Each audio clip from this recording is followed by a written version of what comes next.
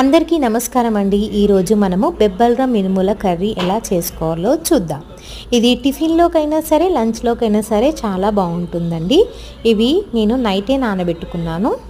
ఒక పిడికెడు శనగపప్పుని కడిగి దీంట్లో వేసేసుకోవాలి। మనము 2 విజిల్లు వచ్చేంత వరకు మనము కుక్ చేసుకోవాలి। దీంట్లోనే కొంచెం సాల్ట్ అలాగే కొంచెం ఆయిల్ వేసేసానండి।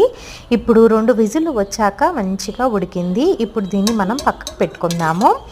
బౌల్లో మనము 2 పావుల నూనె పోసేసుకున్నాను। బగారాకు సాజీరా చెక్క కొద్దిగా ఇలాచి మిరియాల లవంగాలు వేసేసుకున్నాను। ఇంట్లోకి నేను తరిగి పెట్టుకున్న ఉల్లిపాయ పచ్చిమిర్చి కరివేపాకుని వేసేసుకున్నాను। ఇప్పుడు మనము కొద్దిగా పసుపుని వేసేసుకోవాలి। అది వేగిన తర్వాత అల్లం ఎల్లిగడ్డ పేస్ట్ వేసుకోవాలి।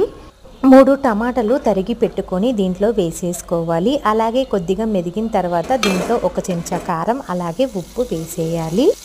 ఇప్పుడు మనము ఉడకబెట్టుకున్న కందులు మినుములు శనగపప్పుని దీంట్లో వేసేసుకోవాలి। ఒక 10 మినిట్స్ మనము సిమ్లోనే పెట్టి మధ్య మధ్యలో కలుపుతూ ఉండాలి। మనకి మంచిగా ఉడికిన తర్వాత దీంట్లో గరం మసాలా వేసేసుకోవాలి। అలాగే కొత్తిమీర కూడా యాడ్ చేసుకోవాలి।